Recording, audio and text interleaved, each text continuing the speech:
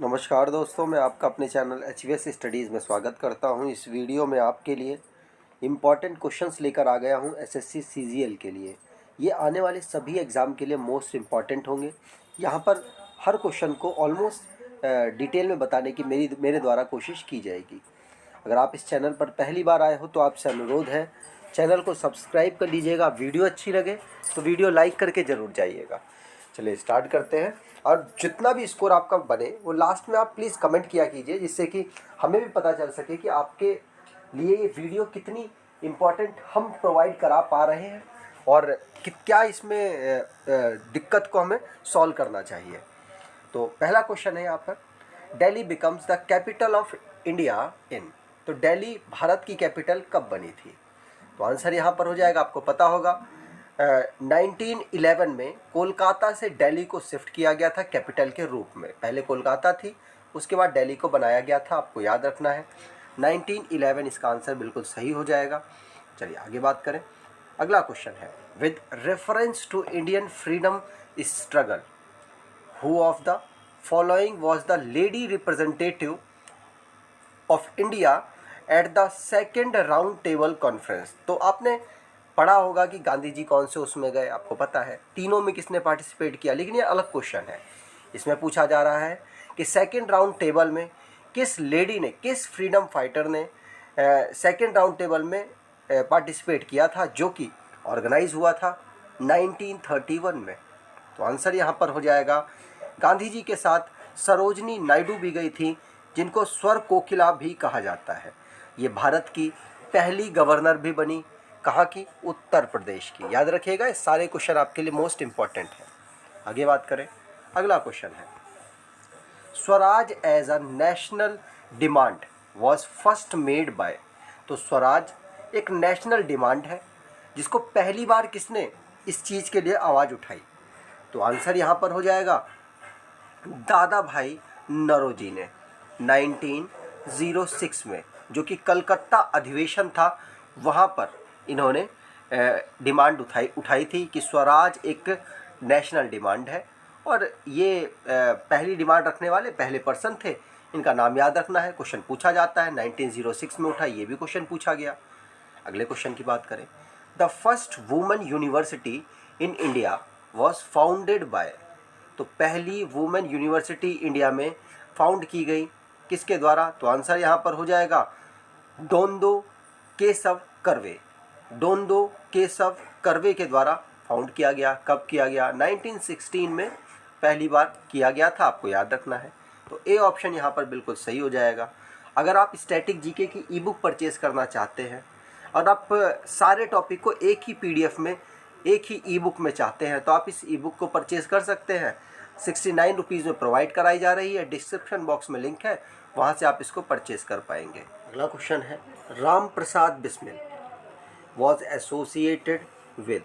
तो राम प्रसाद बिस्मिल जी कहाँ, किस चीज़ से एसोसिएटेड थे? तो आंसर यहाँ पर हो जाएगा, वो थे एसोसिएटेड काकोरी कॉन्स्पिरेंसी केस।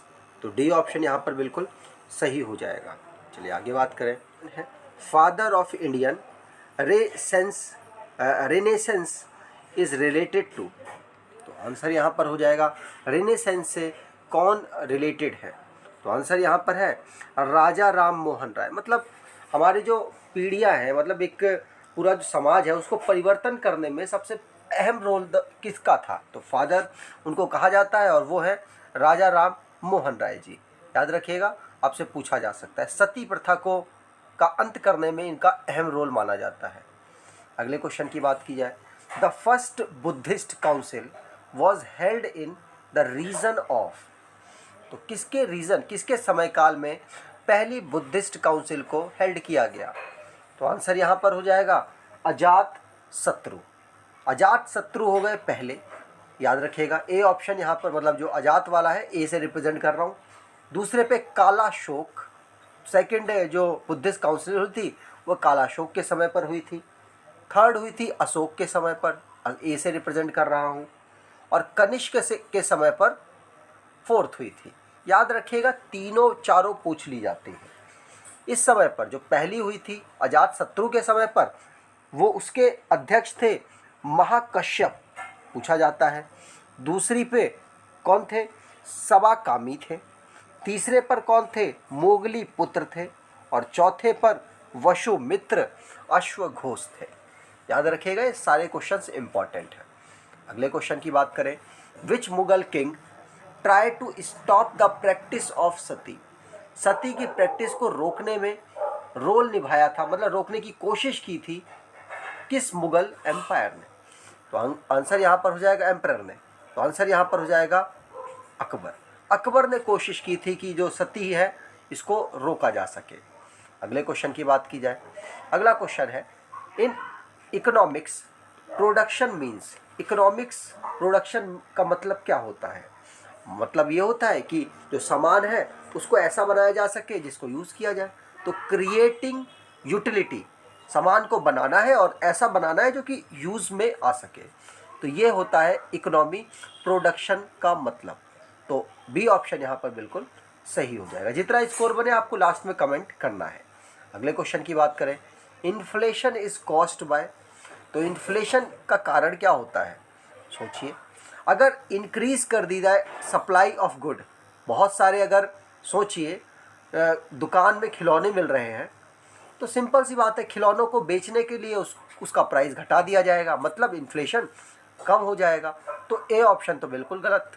अगर आपसे पूछा जाए डिक्रीज़ इन मनी सप्लाई, सोचिए एक आदमी ए है, एक आदमी बी है, इसके पास 1 रुपया है, इसके पास 2 रुपया है, और सामान है 2 रुपये का मान लो, तो क्या यहाँ पर इन्फ्लेशन होगा?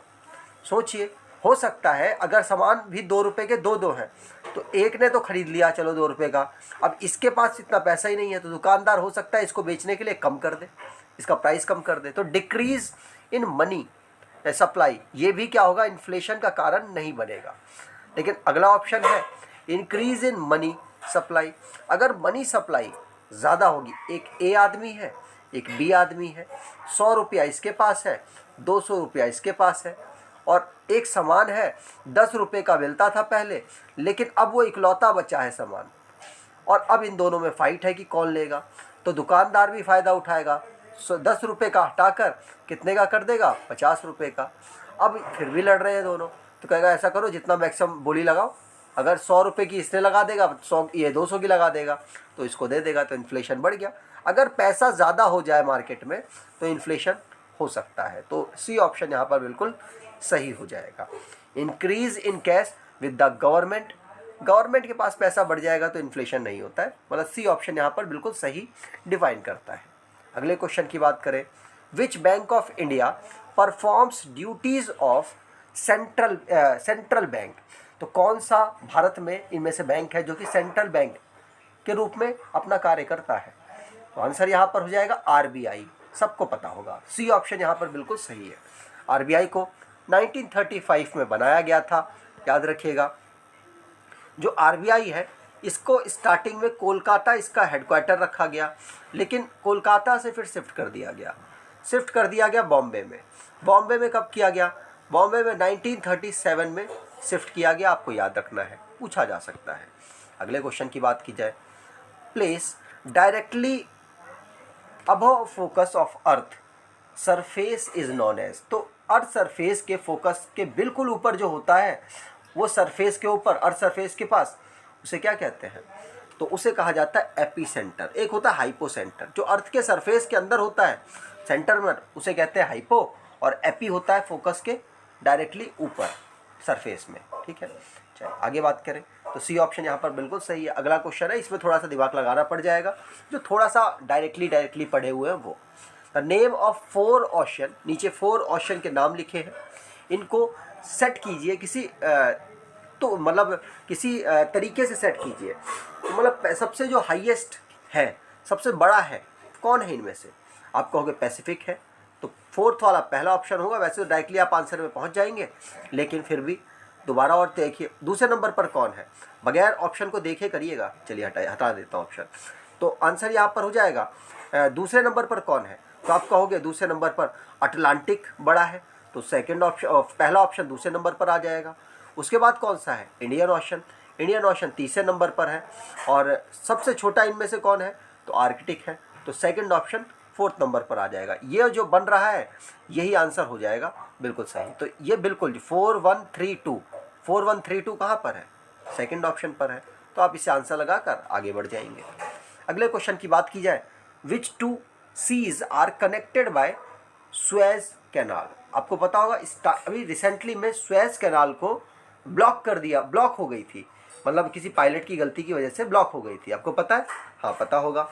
तो आपको बताना है यहाँ पर कि जो सुएज कैनाल है किन दो सी के बीच में पड़ती है। तो आपका आंसर यहाँ पर हो जाएगा रेड सी में और मेडिटेरियन सी में। तो बी ऑप्शन यहाँ पर बिल्कुल सही है। अगर आपसे पूछा जाए जो सुएज कैनाल है ये कब बननी स्टार्ट हुई थी, तो आप कहोगे 1859, माफ़ कीजिएगा 1859 में बननी स्टार्ट हुई थी। 10 साल लगे थे इसको बनने में और काम बन के तैयार हो गया था 1869 में। याद रखिएगा, पूछा जाता है। इसकी लेंथ कितनी है? तो 193 किलोमीटर इसकी लेंथ है, पूछा जाता है आपसे। आगे बात करें, अगला क्वेश्चन है, which device is use to convert sound energy into electrical energy. कौन सी साउंड एनर्जी को इलेक्ट्रिकल एनर्जी में कन्वर्ट करता है? तो आप कहोगे कि माइक्रोफोन। माइक्रोफोन करता है ना, आपकी जो साउंड एनर्जी है उसको इलेक्ट्रिकल एनर्जी में कन्वर्ट कर देगा। लाउड स्पीकर उल्टा करता है, आपकी इलेक्ट्रिकल एनर्जी को साउंड एनर्जी में कन्वर्ट करता है। सोलर सेल जो सन से लाइट आ रही है उसको इलेक्ट्रिकल एनर्जी में कन्वर्ट करेगा। तो ये सारी बातें आपको ध्यान रखनी है, कोई भी क्वेश्चन बन सकता है।